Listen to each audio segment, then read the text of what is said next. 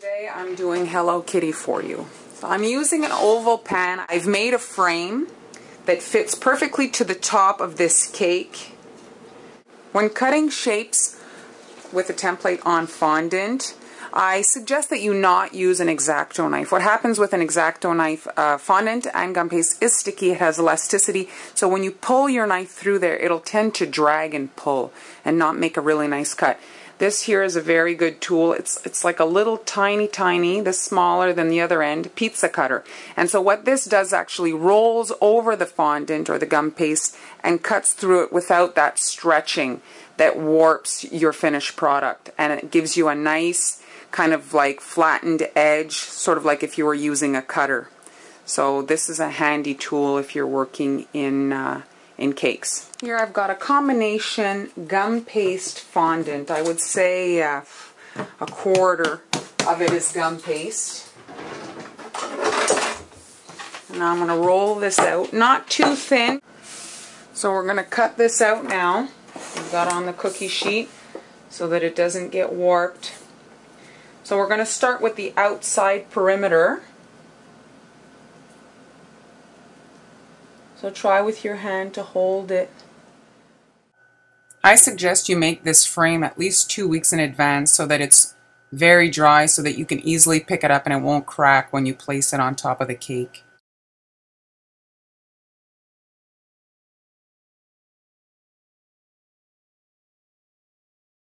Now I want to add a bit of decoration to this frame. So I'm adding some pearls to that inside border. So I have this silicone mold that's basically a string of pearls. So you just have to dust it with some cornstarch or whatever it is that you use. And I find it works better if you have a snake. Make us like a snake, the length of the mold, and then you can just press it in. And then you can actually pass over it with your rolling pin.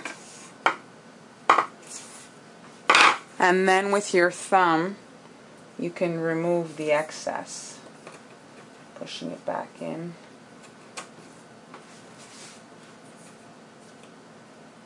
There's perhaps an easier way, but I find if I roll my string, my spaghetti, or whatever, my snake in the beginning too small, then they're not filled. The cavities aren't filled. There we go. Certainly faster than rolling all these little balls, not to mention they're all perfectly uniform thanks to this tool. And it's a pretty long string of pearls, so you should be good.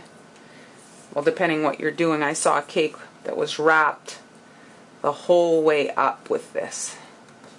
I do not have the patience for that type of a project, but it was lovely. Alright, so now we're done. Give it a last pass with the rolling pin. And now we're just, this is the easy part with silicone.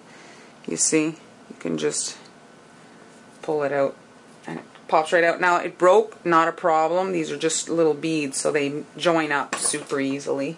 Whoops, wrong brush. So now I'm just using water to glue my string of pearls to the frame. I've got a piece of paper inside the shape of the frame that I wanted the opening just to maintain because it's wet and I don't want it to get warped. So this helps me keep the shape right. So you see it was broken, it broke again. You just push them into each other and it's not a problem. I'm working in white because I'm going to be painting it after. So everything will be the same color. I'm not decided if I'm going to do a gold frame or maybe I'll do a kind of metallic pink frame. And I actually have too much, so I'll just rip off the excess. And there. And you can just give it a little pat down. And there's the inside of that frame. I've worked my way around the frame. Here I'm going to zoom in so you can see. I'm just adding these flowers all the way around to make it a little bit more ornate.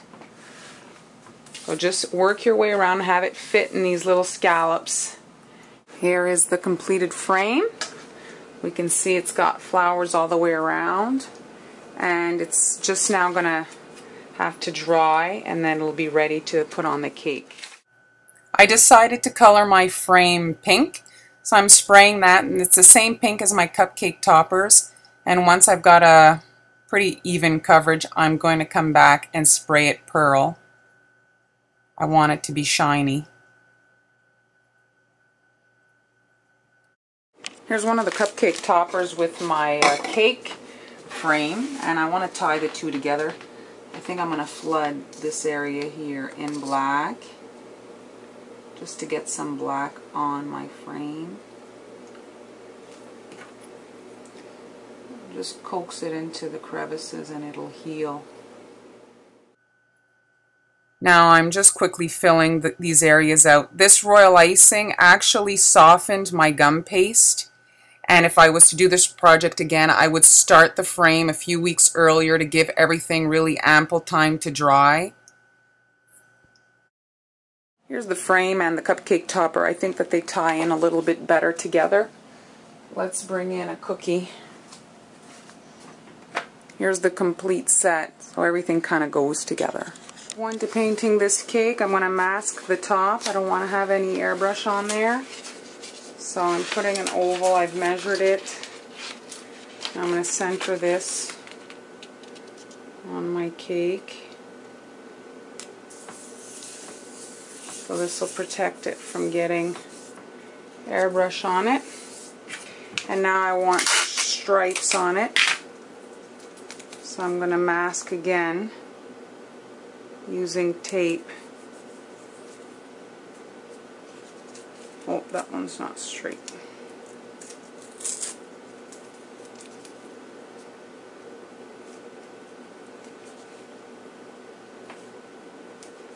Try to get your stripes straight.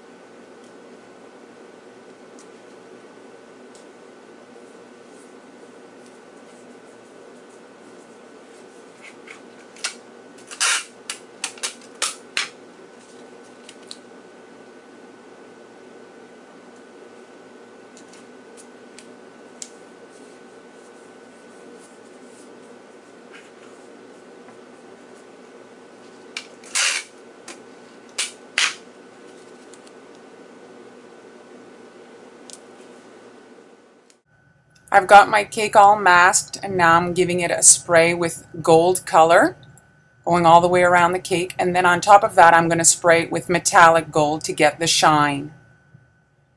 Once I've got even coverage everywhere, I'm going to be able to remove the tape to reveal my stripes. Be careful not to touch the cake. So to figure out where to put Hello Kitty, I'm just going to put back my little oval here. And I'll take the sticky off of her so I can glue her on. She needs to protect the white on the cake. And using adhesive paper really cuts down on the underspray getting onto the cake. Alright, so here she goes. Whoops. Alright, she goes like that. You can take this off. Now you can rub her down so that she's nice and stuck on. And there we go.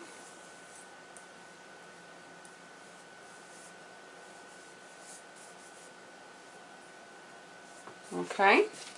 And now, let me touch this. I want to have the circle around here protected as well. Got the cake masked here, the oval to protect the gold. Got my Hello Kitty stuck on to protect the white behind her. And now I'm going to paint my scene. I've got my compressor at only 20. I want my clouds to be very light. Just make sure your sticker is on well. I've got that template to make my clouds. And just follow the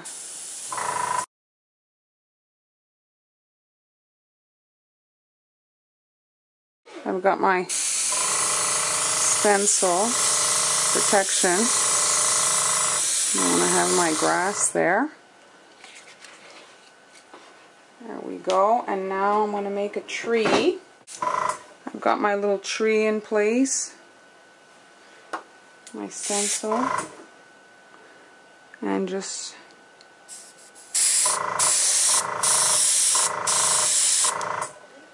there we go.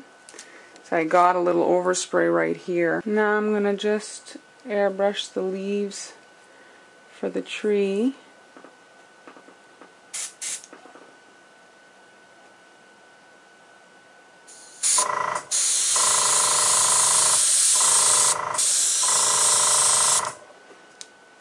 There we go. I think I'm going to just add a bit to that grass. It's a little washed out.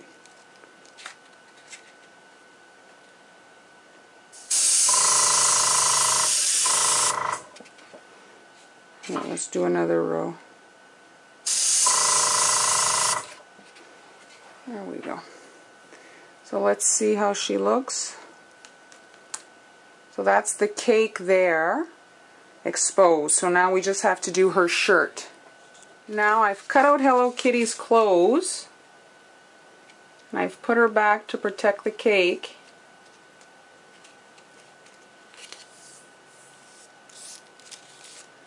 And now I'm going to be airbrushing her outfit.